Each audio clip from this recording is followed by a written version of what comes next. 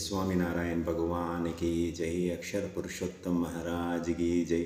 गुणातीतानंद स्वामी महाराज की जय। भगत जी महाराज की जय। शास्त्री जी महाराज की जय। योगी जी महाराज की जय। प्रमुख स्वामी महाराज की जय। प्रस्तुत प्रकट गुरु हरि महन स्वामी महाराज की जय। सूरत अक्षरधाम महोत्सव की जय जय जय जय। ఇవాళ మనం ఈ బ్రహ్మాండంలో ఉన్న జీవరాశులము ఎంత అదృష్టవంతులం అంటే సాక్షాత్తు పూర్ణ పురుషోత్తమ నారాయణుడి స్వరూపము బ్రహ్మస్వరూపమైన ప్రస్తుత ప్రకట గురుహరి మహన్ స్వామి మహారాజ్ గారు మన పృథ్వీపైన విరాజులై ఉన్నప్పుడు మనం ఈ జీవులమంతా మానవ శరీరంలో ఉన్న వాళ్ళమందరం కూడా ఆ పూర్ణ పురుషోత్తమ నారాయణుడి కథామృతము వినే అద్భుతమైన యోగము మనకి కలిగింది. త్రేతాయుగంలో రాముడు భూమిపైన ఉన్నప్పుడు మన మానవ శరీరంలో వారిని ఆరాధించామా మనకు తెలియదు.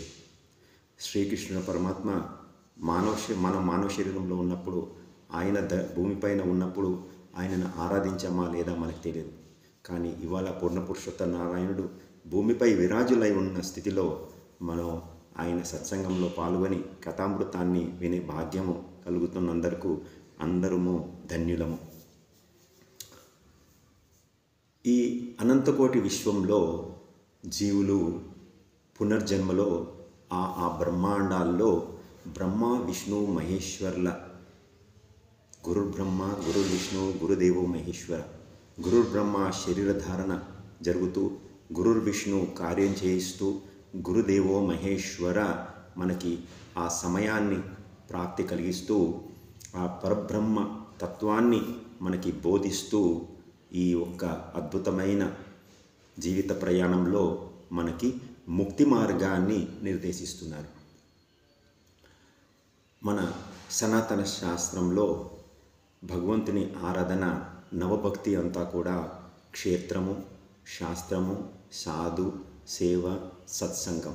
ఈ సత్సంగం అనేది చాలా పరాస్థాయిలో ఉన్న మనకి ఒక అవకాశం అన్నమాట. భగవంతుని ఆరాధించే ఒక అద్భుతమైన అవకాశం అన్నమాట. ఈ పూర్ణ పురుషోత్తమ నారాయణుడు అయోధ్య దగ్గర చెప్పయ్య గ్రామంలో 1781లో 2 ఏప్రిల్ రాత్రి 10:10 జననం తీసుకొని 11 సంవత్సరాల లోపే వారు ఘనశ్యాముడు పేరుతో హరికృష్ణ పేరుతో వేదాలు, ఉపనిషత్తులు, సకల శాస్త్రాల జ్ఞానం పాటించి ఆ అధ్యయనం చేసి గురువు మన్ననలు పొంది తల్లిదండ్రులైన భక్తిమాత ధర్మదేవుడికి అక్షరధామంలో స్థిర నివాసము ప్రాప్తి కలిగించి ఆ తర్వాత భారతదేశం అంతా 12,800 కిలోమీటర్లు నీలకంఠవర్ణి స్వామి ఆ సమయంలోనే మానస సరోవర్ కూడా వెళ్ళి రావడం జరిగింది. అందులో భాగంగా అనాది పంచతత్వాలు ఏంటి అని ప్రతి తీర్థక్షేత్రంలో పండితులతో గోష్ఠి జరిపేవారు.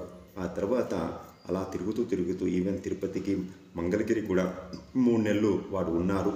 ఆ తర్వాత గుజరాత్కి వచ్చిన తర్వాత అక్కడ రామానంద స్వామి ఆశ్రమంలో ముక్తానంద స్వామి అనాది తత్వాలు జీవుడు, ఈశ్వరుడు, మాయ, బ్రహ్మ, పరబ్రహ్మ అన్న అనాది తత్వాలని తెలియజేయడం జరిగింది. మనమంతా జీవులం, చెట్లు, చేమలు, జంతువులు, కిన్నర్లు, కిన్పురుషులు వీళ్ళందరం కూడా మనమంతా జీవుల కిందికి వస్తామన్నమాట. ఆ తర్వాత ఈశ్వరులు బ్రహ్మ, విష్ణు, మహేశ్వరులు. బ్రహ్మదేవుడు శరీరాన్ని ఇస్తుంటాడు, విష్ణుమూర్తి కార్యాన్ని ఇస్తుంటాడు. ఆ తర్వాత శంకరుడు మనకి సమయాన్ని ప్రాప్తి కలిగిస్తుంటాడు అన్నమాట. ఈ ముగ్గురు ఈ జీవులు అంతా కలిసి మాయలో ఉంటారు. ఆ మాయని దాటిన వారు మాత్రమే ఆత్మజ్ఞానంతో పరబ్రహ్మని ఆరాధిస్తూ ముక్తుల్లాగా ఉండిపోతామన్నమాట. ఈ బ్రహ్మజ్ఞానాన్ని వారు 49వ సంవత్సరం వరకు అదే లోజి గ్రామంలో ఉంటూ, అంటే 11 సంవత్సరాలలో గృహత్యాగం చేశారు. భారతదేశం అంతా కూడా 7 సంవత్సరాలు తిరిగారు.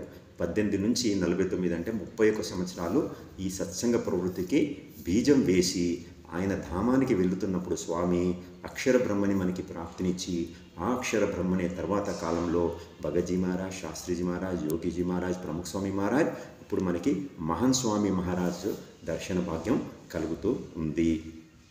ఈ సత్సంగ మహిమ ఎంత అద్భుతమో ఇవాళ కథామృతంలో మనము తెలుసుకునే ప్రయత్నం చేస్తాం. ఆ సత్సంగంలో ఎందుకు మనము దూరం అవుతున్నామో కూడా కొన్ని ఉదాహరణల ద్వారా చూద్దాము. ఇప్పుడు ఒక మామిడి చెట్టు ఉంది. మామిడి చెట్టు విశిష్టత దేంట్లో ఉంటుంది? ఆకులు విశిష్టతనా, కొమ్మలు విశిష్టతనా, అది ఇచ్చే నీడ విశిష్టతనా, లేకపోతే దానికి పండే పండు విశిష్టతనా అని మనం కొంత ఉదాహరణ ద్వారా చూద్దాం. ఒకవేళ ఆకులే విశిష్టత అనుకోండి, అప్పుడు ఆ ఆకులు అన్ని దానికన్నా ఉత్తమమైన ఆకులు తులసి ఆకు. మనం అది పవిత్రమైనది కాబట్టి మనము అన్ని పూజలకు కూడా వాడుతూ ఉంటాం. మామిడి ఆకులు కూడా వాడతాం, కానీ మామిడి ఆకుల కంటే కూడా ఎక్కువ విశిష్టత ప్రాధాన్యత మనము తులసి ఆకులు ఇస్తాం. అంటే ఆ మామిడి చెట్టుకి ఆకు రూపంలో విశిష్టత కొంత అంతగా లేదు, పరాస్థాయిలో లేదు. కొమ్మలకు వద్దాం. ఒకవేళ కొమ్మలు మనం దేనికి వాడుకుంటుంటాం? నార్మల్గా యజ్ఞాది కార్యక్రమాలకు వాడతాం, లేదా ఇంట్లో దర్వాజాలకి కిటికీలకి వాడుతూ ఉంటాం. మరి దర్వాజాలకి కిటికీలకి వాడాల్సిన చెక్క టేకు చెక్కను వాడుతుంటాం. మామిడి చెట్టును చెక్కని వాడం కదా, అది కూడా పరాస్థాయిలో దానికి ప్రాప్తి లేదు. నీడ అనుకుందామా? ఆ నీడ కూడా అద్భుతమైన నీడ మనకి వేప చెట్టు కింద కానీ కానుగ చెట్టు కింద కానీ మనకి లభిస్తుంది. మరి ఆ నీడలో కూడా పరాస్థాయిలో లేదది. మరి దేంట్లో ఉంది? మామిడి పండులో ఉంది. ఆ మామిడి పండు మాత్రమే మామిడి చెట్టులో విశిష్టత అనమాట. మిగతా భాగాలంతా విశిష్టతలో ఉండయి అన్నమాట. ఆ విశిష్టత మనకి బ్రహ్మ సృష్టించిన బ్రహ్మాండంలో, అక్షర బ్రహ్మ సృష్టించిన బ్రహ్మాండాల్లో ఆ బ్రహ్మ ఉత్పన్నం చేసిన 84 లక్షల శరీరాలలో మానవ జన్మ మాత్రమే భగవంతునికి భక్తి చేసి ముక్తుల్లాగా భగవంతుని ధామంలో విరాజులయ్యి అత్యాంతిక ముక్తి స్థితిని అనుభవించేది మానవ జన్మ విశిష్టత అన్నమాట. కానీ మన మానవ జన్మని అలాంటి విశిష్ట గుణం ఉన్నదని తెలుసుకుంటేనే ఆ మార్గంలో మనం ప్రయాణం చేయగలం. అది చేయలేకుండా మనకి అడ్డుపట్టేదే మాయా. ఏ రూపంలో వస్తుంది? మనకి ముందుగా వచ్చేది కనకము, రెండుగా వచ్చేది కామము, మూడుగా వచ్చేది పేరు ప్రతిష్టలైన అహంభావం, మానం. ఇప్పుడు ఈ మూడు మనకి ఎట్లాంటి దుస్థితిని తీసుకొస్తాయో చూద్దాం. కనకానికి వస్తే, ఆ కనకము మనం ఎంత కనకం అంటే ధనం, ఐశ్వర్యం, సంపద, అది మన దగ్గర ఎంత ఉన్నా కూడా సరిపోదన్నమాట. దీనికి ఒక ఉదాహరణ, మనకి ఒక మంచి రాజ్యం ఉంటుంది. ఆ రాజ్యంలో నంద రాజా అనే రాజు ఉంటాడు. ఆ నందరాజాకి 2 భార్యలు అన్నమాట. నందరాజా ఏం చేస్తాడంటే ప్రపంచంలో ఉన్న సంపదంతా కూడా తన దగ్గరనే ఉంచుకోవాలని ప్రయత్నించి అందరినీ జయించి ఆ ధనాన్ని ఆర్జిస్తాడు. మరి ధనమంతా ఎక్కడ పెట్టాలి అన్నది ఒక సందేహం. అప్పుడు ఆ సమయంలో మొదటి భార్య అంతమైపోతుంది, కాలంలో అంతమైపోతుంది. అంతర్ముఖమైనప్పుడు తన ఎముక ఒకటి చాలా మహిమపూరితంగా ఉంటుందన్నమాట. అది ఏంటిదంటే, దానికి మహిమ ఏంటిదంటే ఒక రివర్, ఒక నది ప్రవాహాన్ని ఆపే శక్తి ఉంటుందన్నమాట. ఆ నది ప్రవాహం మీద కనుక ఆ ఒక బోను ఒక బోను కనుక పెడితే నది ఆగిపోతుంది, అక్కడున్న భూమి కనపడుతుంది అనమాట. అప్పుడు ఏమవుతుంది? అక్కడ ఈ ధనాన్ని అంతా తీసుకెళ్ళి అక్కడ దాచిపెట్టాడనమాట. ఆ ధన సంపాదన ఎంతవరకు వెళ్ళింది ఆ దాచకముందు అంటే, ప్రపంచంలో ఉన్నంత ధనం అంతా వచ్చేసింది. ఆ తర్వాత ఇంకా ధనం సంపాదించాలని ఏం చేస్తాడంటే, ఒక ఉపాయాన్ని ఆలోచించి ఒక ఒంటెని తన రాజ్యంలో తింపుతాడనమాట. తింపి ఆ ఒంటెని కొన్న వాళ్ళు ఎవరన్నా ముందుకొస్తే వాళ్ళ ఇంట్లో ధనం ఉంటుంది కాబట్టి మనం ఆ ఇంటికి వెళ్ళి దోచుకోవచ్చు అన్న ఆలోచన వస్తుంది. లేదా చిన్నపిల్లలు ఒంట పైన కూర్చొని ₹1, ₹2 ఇస్తే అది నేను తింపుతాం కాబట్టి, ఆ తింపేవాడు తింపుతాడు కాబట్టి వాడి దగ్గర కూడా ధనం ఉందని ఆలోచిస్తాడనమాట. ఆ తర్వాత ఆ ధనాభిమానంతో ఆ ఒంటెని ఊర్లో తింపుతున్నప్పుడు ఎవరు కొనరు, ఎందుకంటే ఎవరి దగ్గర ధనం లేదు కాబట్టి. కానీ ఒక చిన్న బాలుడు వాళ్ళ తల్లి దగ్గరికి వెళ్ళి చాలా ఏడుస్తాడు, నేను ఎక్కి ఆ ఉంట మీద ఎంజాయ్ చేయాలనేసి.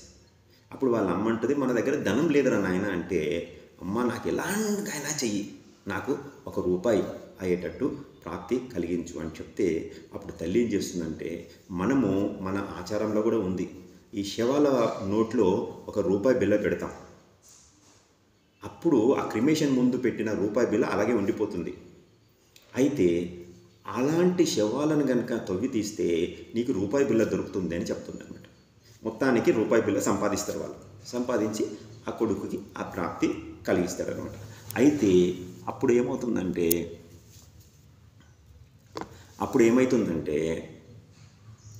ఆ తర్వాత ఈ నందరాజుకి ఆ విషయం తెలుస్తుందన్నమాట. తెలిసి అక్కడికి వెళ్ళి ఆ రూపాయిని ఎలా సంపాదించారని చెప్పి కనుక్కుంటాడు. ఆ తర్వాత ఏం చేస్తాడు, అన్ని శవాలను కూడా వారు తవ్వి ఆ తర్వాత అందులో ఉన్న ధనాన్ని కూడా ఆర్జిస్తారన్నమాట. అంత సంపద తీసుకుపోయి ఆ నదిలో పెట్టేస్తాడు. ఇప్పుడు ఏం జరిగిందంటే, ఆ చిన్న భార్య మీద మోసిపోయి ఈ వెన్నుముక్క ఉన్న ఆ బోన్ పైనే దృష్టి ఉంటుందన్నమాట. ఇది ఎలా తప్పించాలని చెప్పి ఆ చిన్న భార్య ఏం చేస్తుందంటే, ఆయన లేని సమయంలో, ఇంట్లో లేని సమయంలో చూసి ఆ బోన్ను తీసుకెళ్ళి పొయ్యిలో వాడేసి కాల్చేస్తుంది అన్నమాట. ఇంటికి వచ్చిన తర్వాత చాలా వెతుకుతాడు, ఆ బోను దొరకదు, ఆ బొక్క దొరకదు. ఆ తర్వాత ఏమవుతుంది, ఉన్న ధనం కూడా వృధా అయిపోయి ఆయన దుస్థితిలో ఆత్మహత్య చేసుకోవడము అలా చనిపోతాడు అన్నమాట.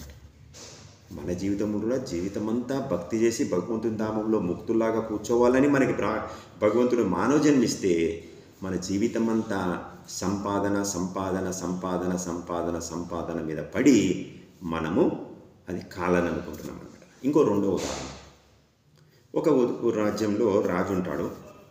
ఆ రాజు చాలా దానకరుడు అనమాట. అది తెలిసిన ఒక భక్తుడు ఏం చేస్తాడంటే, రాజు దగ్గరికి వచ్చి, రాజా నాకు కొంత భూమి కావాలి అని, దానం కావాలి అంటాడు అనమాట. అది దానికేం మహాభాగ్యము, రేపొద్దున రా, నీకు ఒక కార్యాన్ని అప్పచెప్తాను, ఆ కార్యంలో నువ్వు ఎంత భూమి నువ్వు సంపాదించుకుంటే అంత నువ్వు నీదే అంటాడనమాట. సరే అనేసి వస్తాడు ఆ భక్తుడు. వచ్చి ఈ రాజు కార్యం ఏమిస్తాడంటే, ఆ భక్తుడికి నడుచుకుంటా వెళ్ళు, నువ్వు ఈ రాజ్యం నుంచి నువ్వు ఎంత దూరం వెళ్తావో వెళ్ళు, సూర్యుడు ఉదయించినప్పటి నుంచి వెళ్ళు, ఎంత దూరం వెళ్ళినా అదంతా నీదే, కానీ కండిషన్ ఏంటంటే సాయంకాలం కల్లా మళ్ళీ నా దగ్గరికి రావాలి, అప్పుడు మాత్రమే ఆ భూమి అంతా నీదవుతుంది అని చెప్తాడనమాట. సరే అనేసి మొదలవుతుంది ప్రయాణం. మెల్లగా నడుస్తాడు. అరే ఎక్కువ భూమి నాకు రావట్లేదు అని చెప్పి పరిగెత్తడం మొదలు పెడతాడు. అలా 1 గంట వరకు వెళ్తాడు. 1 అయినప్పుడు వెనక్కి రావాలి కదా, ఎందుకంటే అంతే సమయం మళ్ళీ సాయంకాలం వరకు అవుతుంది కదా, సూర్యాస్తమయం 1 గంట నుంచి కూడా మళ్ళీ పొద్దున 6 నుంచి 1 గంట వరకు ఎలా ఉంటుందో 1 గంట నుంచి 6 కూడా అంతే ఉంటుంది. ఆ అత్యాశలో ఏం చేస్తాడంటే 3-4 గంటల వరకు కూడా ప్రయాణం చేస్తూ ఉంటాడు. ఇంకా నేను ఆర్జించుకోవాలనేసి. అప్పుడు నిశ్చయించుకునేది ఏంటంటే, నేను నడుస్తే కానీ అక్కడికి చేరుకోలేను కాబట్టి నేను పరిగెడతా అని చెప్పి తన సాయశక్తులా ప్రయత్నించి సాయంకాలం కల్లా రాజదర్బార్కి వచ్చేస్తాడనమాట.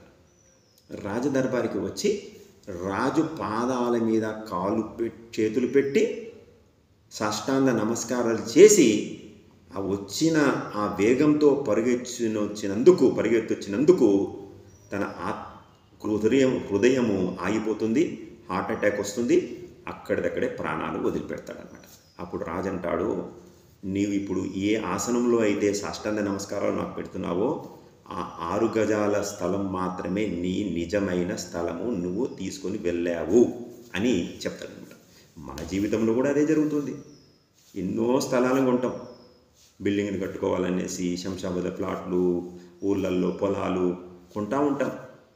కనీసం అందులో క్రిమేషన్ చేస్తారా మనల్ని? అది కూడా చేయరు.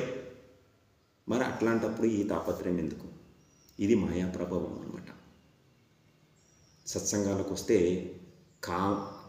కనకంతో మాయ ఎలా ఆవరిస్తుందో మనకు తెలుసు. విష్ణుమూర్తి చూడండి, లక్ష్మీదేవిని పాదాల దగ్గర పెట్టుకున్నాడు, తలకెక్కించుకోలేదు.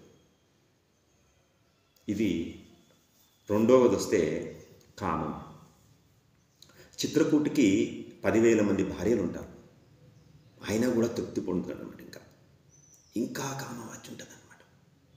ఆ తర్వాత ఏమవుతుంది, ఆ తపనలోనే శరీరం వదిలిపెడతాడు అనమాట. ఉపయోగం ఏముంది? ఏమీ లేదు. తర్వాత కాలంలో ఆ కామవాంఛకి వెళ్ళిన ఇది ఒక సంఘటన జరిగింది.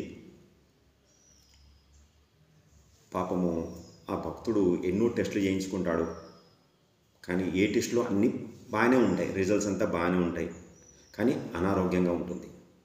లాస్ట్కి స్టూల్ టెస్టు, యూరిన్ టెస్టు అన్నీ చేసిన తర్వాత, రక్త పరీక్షలు అన్నీ చేసిన తర్వాత లాస్ట్కి బయటపడింది ఏంటంటే ఎయిడ్స్ రోగంతో బాధపడుతుంటాడు అనమాట. ఎంత ఉన్నా ఏం ఉపయోగం?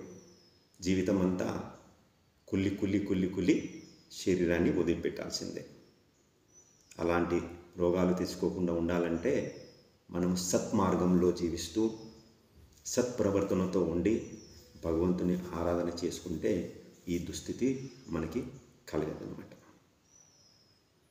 ఆ తర్వాత కామవాంఛలు కాకుండా ఇప్పుడు కామవాంఛకు వెళ్ళిన మనకి ఎంతోమంది ఇతిహాసాల్లో కూడా మనకి ఉదాహరణలు ఉన్నాయి. ఇప్పుడు మూడోది వచ్చేసి మనకి పేరు ప్రతిష్ట. ఇతిహాసాల్లో పేరు ప్రతిష్ట దుస్థితి పొందిన వాళ్ళని చూస్తే రావణాసురుడు. చెల్లెలకి లక్ష్మణుడిని పెళ్లి చేయాలి అన్న ఒక విన్నపం విన్న తర్వాత నేను చేయలేనా అని అహంకారంతో రాముడైన భగవంతుడి పైనే యుద్ధం చేసి దుస్థితి పొంది ఇవాళ రావణుడు పేరు పెట్టుకోలేని స్థితికి వచ్చేశాడు. ఇంకా మహాభారతంలో దుర్యోధనుడు ద్రౌపది మాత నవ్విన ఒక విషయాన్ని దేహాభిమానంతో విని, దేహాభిమానంతో అహంకార రూపంతో కురుక్షేత్ర యుద్ధం వరకు పాపం శ్రీకృష్ణుడు ఎన్నిసార్లు ప్రయత్నం చేశాడు శాంతిదూతలాగా, కానీ ఏది పని చేయలేదు. ఎందుకంటే మన అహంభావం అంత ఎక్కువ అన్నమాట. ఆ తర్వాత ఇప్పుడు కురుక్షేత్ర యుద్ధంలో ఇంతమంది సైనికుల అంతమానికి కారణం కూడా అయ్యాడు. ఇప్పుడు ఒక ఉదాహరణ, బొంబాయిలో ఒక అద్భుతమైన కుటుంబము ఉండేది. భార్యాభర్తలు చాలా అన్యోన్యంగా ఉండేవాళ్ళు. రాత్రి భార్య మంచి వంకాయ కూర వండుతుంది, మంచి ఆనందపడుకుంటా ఇద్దరు తింటారు. భర్త ఏమంటాడంటే రేపు ఆఫీస్కి టిఫిన్ కూడా క్యారేజ్ ఇదే కట్టమని చెప్తాడనమాట. సరే అనేసి అంతా అయిపోతుంది. రాత్రి పడుకునే వేళ దేహి భిక్షాన్ దేహి అని ఎవరో యాచకుడు వస్తాడు. ఆ తర్వాత ఈ తల్లి ఏం చేస్తుందంటే ఆ ఉన్న మిగిలిపోయిన వంకాయ కూడా రేపు పొద్దున మళ్ళీ వండుతానని చెప్పి ఇచ్చేస్తుంది. ఉదయాన్నే లేచి, ఉదయం పూట మనకు అంత సమయం తక్కువ ఉంటుంది, హడావుడిన వంకాయ కూర వండేసి టిఫిన్ కట్టి ఇచ్చేస్తుంది. టిఫిన్ తీసుకెళ్ళిన వాళ్ళ భర్త ఏం చేస్తారంటే ఆ భర్త అందరు స్నేహితులతో చెప్పి ఇవాళ అద్భుతమైన వంకాయ రుచిని మీకు చూపెడతాను అని చెప్పి అందరికీ షేర్ చేస్తాడు. అందరూ తిని అంటారు నార్మల్గానే ఉంది అంటారు, తను కూడా స్వీకరిస్తాడు, నార్మల్గానే అనిపిస్తుంది అని చెప్పి, అరే నేను అందరికీ షేర్ చేసింది కూడా ఆ సరి అయినది లేకుండా నాకు టిఫిన్ కట్టింది అని చెప్పి ఆ కోపంతో ఆ మానం భరించలేక తిరిగి సాయంకాలం ఇంటికి వచ్చి తన భార్యని హత్య చేసేస్తాడు. ఉన్నది పోయింది, అంతా పోయింది. మనకి అహంకారం ఉంటే మానం అనేది చాలా డేంజర్ అనమాట. కామం ఎంత డేంజరో, మనకి కనకం ఎంత డేంజరో, ఈ మానం కూడా అంత డేంజర్ అనమాట. ఇలా మనము సత్సంగాలకి వస్తుంటే సత్పురుషుడు మనల్ని శుద్ధి చేసి ఈ కామవాంఛన రహితంగా తయారు చేస్తాడు, కనకవాంఛనం లేకుండా తయారు చేస్తాడు, మనకి మానం లేకుండా తయారు చేసి కేవలం మనము మన జీవితాన్ని భక్తి మార్గంలో ఉంచే ప్రయత్నం చేసి ఆ భక్తితో భగవంతునితో అనుసంధానించే ప్రయత్నము మన గురువుగారు చేస్తారనమాట. అదే గురు బ్రహ్మ, గురు విష్ణు, గురుదేవో మహేశ్వర, గురు సాక్షాత్ పరబ్రహ్మ అయిన అక్షర బ్రహ్మ ఇప్పుడు మనకి పూజ్య మహన్ స్వామి గారు దర్శనమిస్తున్నారు. మనమందరం ఎంతో ధన్యులం, ఎందుకంటే మనకి పూర్ణ పురుషోత్తమ నారాయణుడి స్వరూపము మహన్ స్వామి గారు మనకి దర్శనమిస్తుంది. ఇప్పుడు సత్సంగంలో రావడం వల్ల ఎన్ని లాభాలు చూడండి. వ్యసనముక్తి అవుతాం, భక్తి చేసే మార్గంలో ఉంటాం. మన లోపల ఏ అనారోగ్యం వచ్చినా, ఏ అవస్థలు వచ్చినా కూడా అది భగవంతుని ప్రాప్తి అని మనం స్వీకరిస్తాం. మన కామ, క్రోధ, మద, మత్స, అహంకార, ఈర్ష్య అవన్నీ కూడా దూరం అవుతూ ఉంటాయి. ఆ తర్వాత మిగిలేది శాంతి, శాంతి, శాంతి, ఆనందం, ఆనందం, ఆనందం. స్వామి నారాయణం సాక్షాత్ అక్షర పురుషోత్తమం సర్వేభ్య పరమం శాంతిం ఆనందం సుఖమర్పయేత్.